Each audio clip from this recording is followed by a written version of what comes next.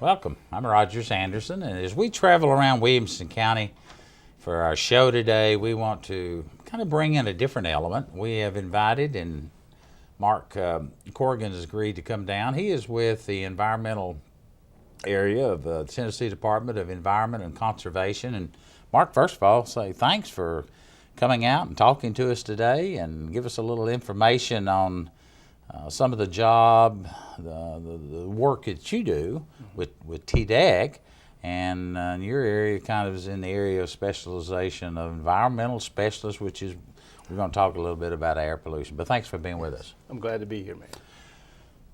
Let's talk a little bit about Marc. There's people going to watch this show and say, well, that might be a field I might like to work in, or more so, maybe my grandchildren or my children might want to work. Tell us a little bit about yourself and how did you wind up in this particular profession, because it's very specialized. It really is, but it grew out of a passion. When I was a kid, I really enjoyed being out of doors. I liked the basic outdoor activities, everything from, hiking and hunting and fishing, but I just enjoyed being outdoors. So I really felt maybe a closeness, and as I spent time outdoors, I saw some great things and then some things that weren't so good. When you see pollution, encroaching, and things like that, I got concerned about it when I was younger. That kind of led me into a path in college looking towards environmental discipline. So while I was in college, I studied environmental science, and with the hope of trying to make a difference for the better, for today and tomorrow. Well, now I know before we went on with the live cameras, you told me you went to Virginia Tech. I did. They have a very good curriculum up there in this area, and I know some of the major schools around Tennessee have a very good curriculum too. So if there are parents watching and thinking about their grandchildren or their own children, it is a wide open field. And as time goes on, we're going to see more and more issues placed on our environment to make it a safer place, not only for us, but for the next generation. That's largely what it's about, yes. Let's kind of move into your area of expertise of why you're here today. In Williamson County, we have testing centers for our automobiles that everyone, well, not everyone, but all private passenger automobiles and trucks on a certain year date have to go have their vehicle checked, tested. But let's drop back a period of time before we get to talking about today and our new testing center that we've opened up in Brentwood. Let's kind of talk a little bit about why does Williamson County and Davidson County and a few other surrounding Middle Tennessee counties why do we have to have our vehicles tested to begin with, where some of the other counties they don't? And there's a reason for that. Yes, there is. It goes way back, actually before my time, and maybe be real careful when you start talking about times now. Before your time, probably too. I wasn't around, so some of the details, deeper details, I can't go into because I, again, wasn't around. But I believe it really started back in around 1977 with the Clean Air Act, when EPA published, or through Congress published the Clean Air Act of 1977. They also made designations for non-attainment, which is essentially saying that an area does not meet certain air quality standards. Davidson County was designated non-attainment, and that designation required them to have a motor vehicle emissions testing program. It's one of the criteria. That's correct. So Davidson County started emissions testing, I believe, in 1985. Subsequent to that, with the 1990 Clean Air Act amendments, and at the same time, a new ozone standard. 5 Middle Tennessee counties were designated non-attainment for that ozone standard. Davidson, Sumner, Williamson, and Wilson counties, and Rutherford as well.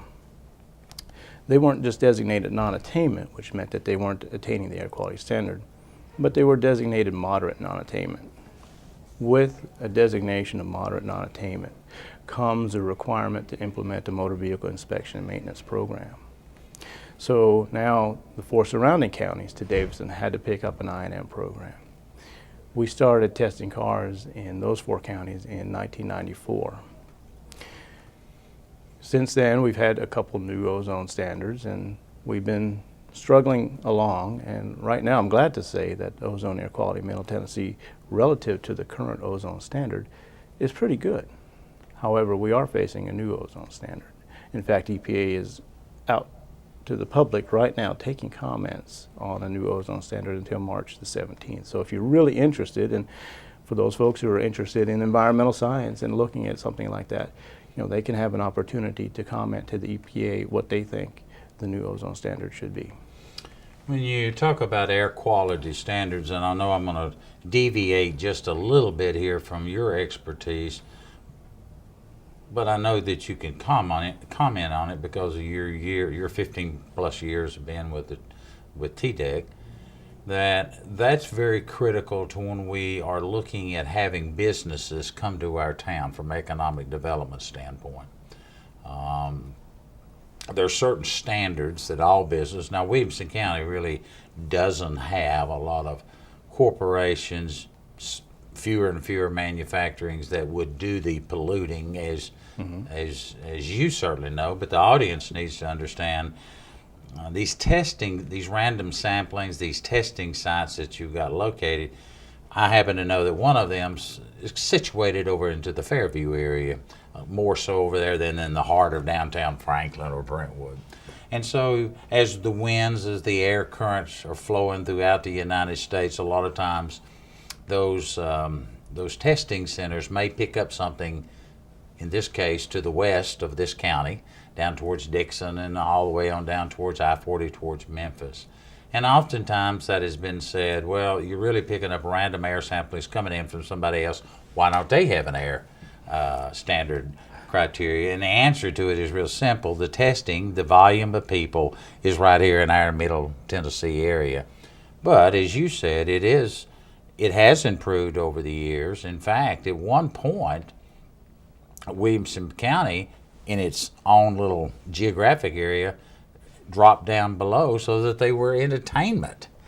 Right. Currently, for ozone, the whole national area is in attainment, which is fortunate. But as you mentioned, your constituents here in Williamson County, they may be exposed to better air quality to some extent, maybe than places a little further downwind. We have a number of ozone monitors throughout Middle Tennessee here, and I think the most recent ozone data that we have for Williamson County, which is averaged over 3 years, which is the statistic that EPA uses, for 2012 through 2014, I think the ozone monitor here in Williamson County is measuring 66 parts per billion. Now that's relative to the current standard, which is 75 parts per billion. So we look pretty good there. But the important thing to keep in mind is when EPA makes designations on non-attainment and exposure to the public, they typically look at the ozone monitor that's reading the highest in that geographic area. So in Nashville right now, the ozone monitor that's reading the highest is up in Sumner County. And right now it's reading about 72 parts per billion, closer to the standard. But thankfully still under that standard. However, in its evaluation, EPA is looking at lowering that standard right now. It may mean that based on the most current health and science information available, the public is still at risk to ozone exposure. And EPA is, because of that, considering revising the standard and even taking public comment on that right now. We hope, in time that we can actually meet that new standard, whatever it might be, sooner rather than later to, of course, protect the public health. And I think it is important also to remind people that oftentimes all of us, not just at the local level in Williamson County government, but we oftentimes feel that we're burdened down with regulations and the rules and, well, why can't we do this and why can't we do that? When you start talking about air quality, you're not just talking about air quality for an old 65-plus-year-old man who's lived a pretty good life, but as I become older, my lungs aren't as good as a 10 or 12-year-old boy. My health is not as good as a 10 or 12-year-old boy, and we have taken into consideration a lot of our seniors, not just seniors, but a lot of our seniors do have respiratory issues that they have to deal with. Right. And those little fine particles that we really can't even see by the naked eye are so critical for the monitoring to be sure that most of us can have a quality of life without having to wear some kind of air tank or be indoors. Now, certainly during the summer, this time of year when it's cold and 5-degree weather, and we don't think a lot about the quality of air because for the most part we're indoors where it's warm. But come summertime, when that ozone level gets in there and it's hard to breathe, then it's critical that we have some testing in place to help with folks with asthma, new children, babies, impaired respiratory systems. All those are so very important to the quality of life we've enjoyed here. Sounds like you've done your homework. You're right. Those are typically the populations that are most vulnerable to ozone. It's children who breathe a lot of volume of air per pound of body weight. It's seniors. It's folks with respiratory ailments like asthma or emphysema. They tend to be more vulnerable to ozone exposure than, say, middle-aged healthy folks are. And it's for that population that EPA has to set a standard. It's the sensitive groups. And if they take care of the sensitive groups, then hopefully the rest of us, will not have negative effects due to air quality. As a side note to our audience, and this was not something you'd prepared for, so I won't put you on the spot. January is Radon, R-A-D-O-N month, and all across the state of Tennessee. And just recently we did a proclamation acknowledging and recognizing to our entire county, it's been in the paper and the press, to encourage people to have their homes and their businesses checked for radon because of the emissions, the emittance of that byproduct, the radon itself. It's in our ground, it's in our rocks, it's in our homes that our houses are built on. There are some things you can do. There are companies that would specialize and help to mitigate that to a certain level. But the first step is to get a radon check, and you can get a little machine. It looks like a smoke alarm, and we hope everyone has smoke alarm and fire alarms in their homes. But at least on every 5-year window, one needs to get a radon kit, set it up in the house, and catch and trap and see if there are radon elements there, and then you know how to address it. You may be feeling bad living in your own home, and oftentimes they tell us, other than lung cancer, radon is, or cigarette smoking towards lung cancer, radon is the second leading what's the word I'm looking for?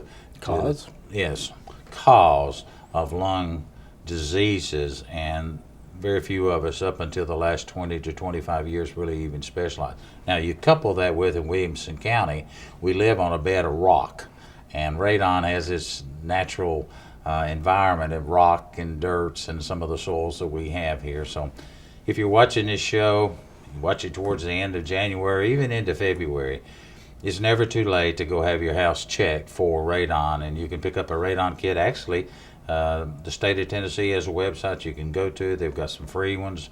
They also will direct you to several hardware stores, $20 and under. You can find a good radon kit and give you some peace of mind. More and more home sales are requiring that you have a radon clearance before you sell your house, just to avoid some of the precautionary. So I throw that in. I'm not asking you to comment unless you want to. I didn't prepare you for that one. No, you didn't, but thank you for that commercial. I think that summarizes it really well. Radon is something to watch out for, and it's one of those sneaky, insidious things that we don't think we ever have exposure to because we're indoors. And you're right, it's not hard to get a test. It's not hard to check periodically. It is recommended for folks, particularly in the Middle Tennessee area, to have a periodic test. Let's shift back over to the topic today, emissions, air pollution. In Williamson County, in the latest figures that I've got, somewhere around 175,000 automobiles in our county, plus or minus. We get a few from other counties. A lot of vehicles have to be tested on an annual basis. Mm-hmm. In fact, the state of Tennessee, if you forget, will mail you a little reminder notice. It's time to renew your automobile tax. And that little reminder says, by the way, before you go to the clerk's office to purchase your automobile tax, which for a private passenger automobile is $49.75. $25 of it goes to the state. $24.75 stays right here in the county to help with our roads. And the many purposes that we use that money for, the $25 goes back to the state. But before you can get your car tax, you got to go have it checked out. You do. What's good news? The good news for Williamson County constituents is that since July of last year, 2014, we have a new emissions testing center. The state has recently renewed its contract with our emissions testing contractor, and in that we provided to have another emissions testing center constructed because the Franklin emissions testing center has become really busy. There's a lot of volume that goes right to that one station. So we have a second station that's been constructed up in Brentwood. It's actually at 273 Wilson Pike Circle. I've not been there, but I'm told it's right near the skate center. Right, you can't miss it. Right off of Franklin Road, I believe. Many people will interrupt you, let you catch your breath. If you're traveling from Nashville, coming down Franklin Road, go through the Brentwood area, you can turn onto those. You go past the Kroger Center, and before you get to the church there's a road. That's the old Wilson Pike, cross over the railroad tracks, goes up by the skate ring, and you'll run right beside where you're talking about, where the testing center's at. Yes, excellent. I'm glad you know the way. I don't, but I think that's going to help your constituents find it. The helpful thing here is that right now there's very little volume there. We've been trying to get the word out to folks who maybe live or work in Williamson County and maybe travel to Nashville back and forth, that maybe that's another option that they can take to get the emissions tested on their cars when they're traveling to or from work, because it's on a frequently used corridor. It's not far from the interstate. It's actually, I believe, between the interstate and Franklin Road. So hopefully it's been strategically situated to take a lot of the volume away from the Franklin emissions testing station and bring some of it over to that Brentwood testing station to reduce the wait times for those folks who are waiting to get their emissions tested. The testing center that's referred to as the Franklin Testing Center, that's been there for 20 plus years, has taken the lion's share of the vehicles all over Williamson County. Now, from time to time in Fairview, those residents watching, we'll have a mobile station that goes out there and tests that. Many commercial people now have one specific day that they'll have their vehicles tested, try to keep them out of the residential flow of traffic. But even at best, on Cool Springs Boulevard, right in behind Gateway, we'll give them a free plug here, the tire place. Those last 5 days towards the end of the month and the first is just unbearable. And when you've got that many cars going through a 3-bay, 4-bay area, the men and women that working there crunching them out just as fast as they can. But the end of the day, you can't get your car taxed unless you have that certificate, and your car has to pass. Ultimately, it does. That's right. We tend to recommend to folks that if they need to get their emissions tested, the emissions test is good for 90 days. So in theory, you could go and get your emissions tested 90 days before your tags expire. That's by design. What we really hope folks will do is want to be aware of that, so that when they're traveling on some other errand and they go by emissions testing center, they can swing there and get their emissions test. Because the end of the month is really busy. We encourage folks, hopefully, to plan not to have to get their emissions tested on their cars right at the end of the month, but to plan maybe mid-month, a little bit earlier. We also tell folks that Tuesdays and Wednesdays tend to be some of the busiest times at the emissions testing centers. So if you can plan this for a Thursday, a Friday afternoon, or a Saturday, your wait times would be reduced there as well. Now, there is one day you're closed. Yes, typically most of the emission testing centers are closed on Sundays.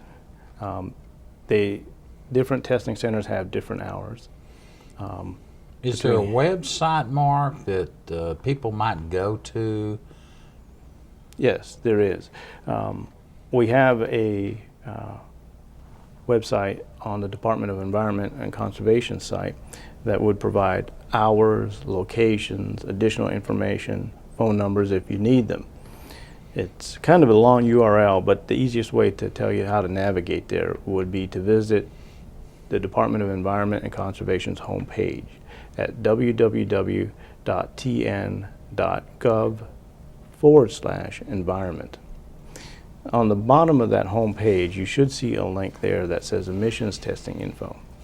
Clicking on that link will take you to our webpage that has all this information on the emissions testing program. Like I said, you can get the hours, the locations, additional information, and even you can view the cameras at the emissions testing centers to see how long the queue is, if there is one, outside the doors to the center.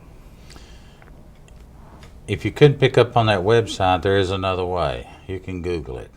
You can always type in Thank car goodness testing. for Google. Yes, thank you for Google. You can test in car testing, Williamson County. They'll send you to both sites, and I think it is important to again point out there's a camera. You can see what the wait time is. Yes. And if you have some of the more modern phones, you can actually do that when you're not driving, parked along the side of the road.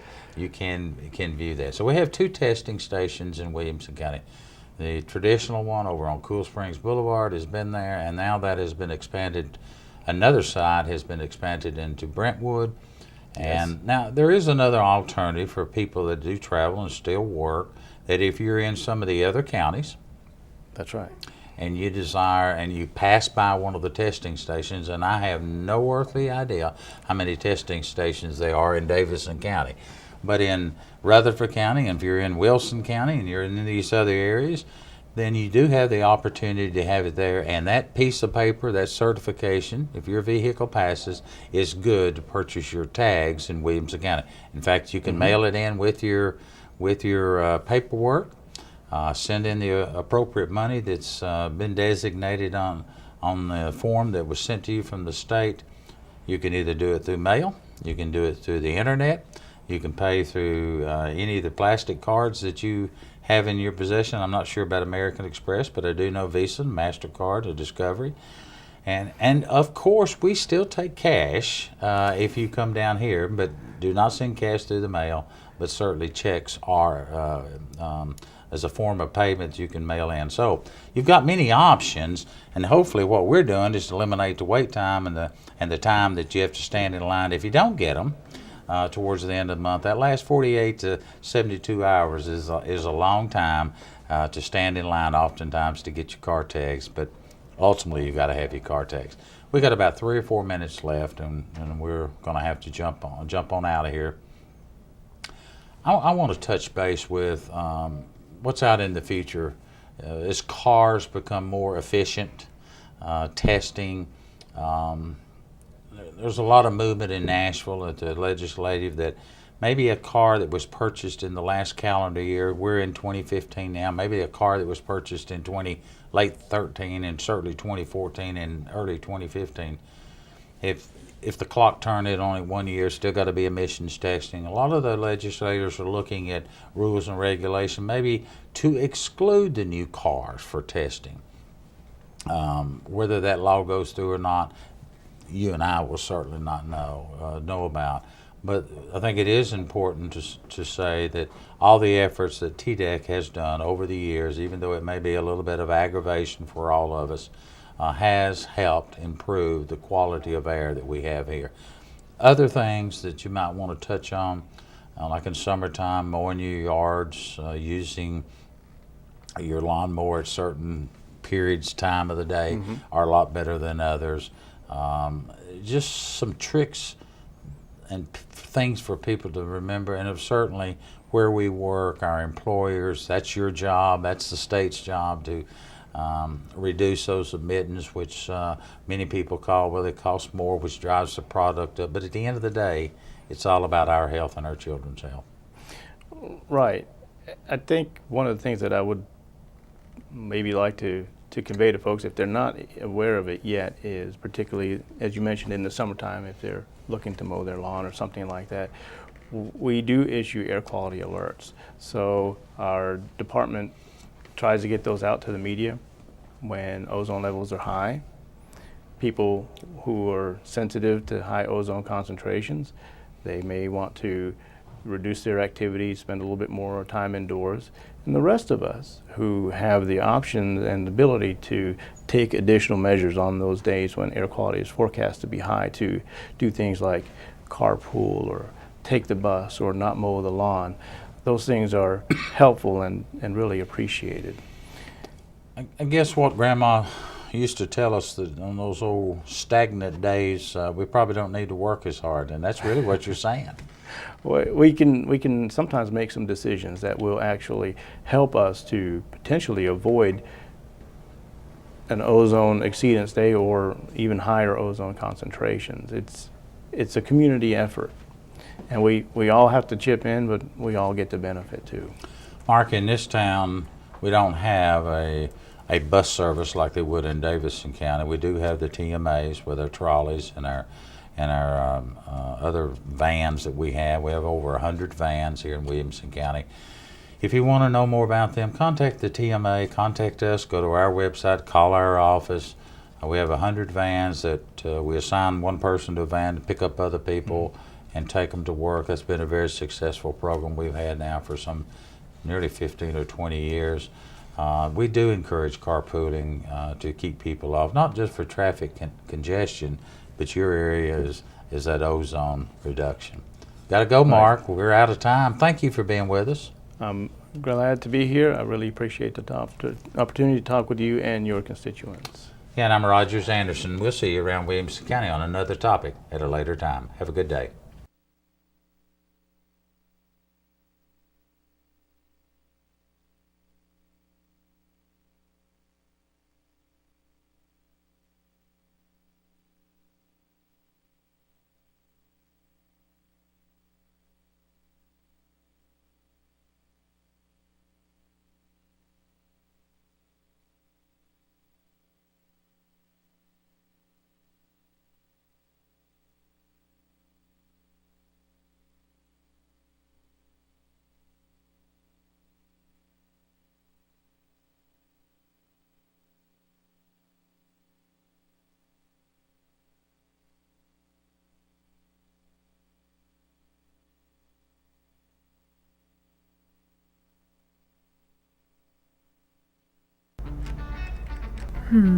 What should I make my password? Oh, I know. I'll make my password password. Passwords should be unique, private, non-personal, and secure. Use more than one word. Use different character classes, use symbols and numbers, and use multiple passwords for different sites. And always remember never to share your passwords.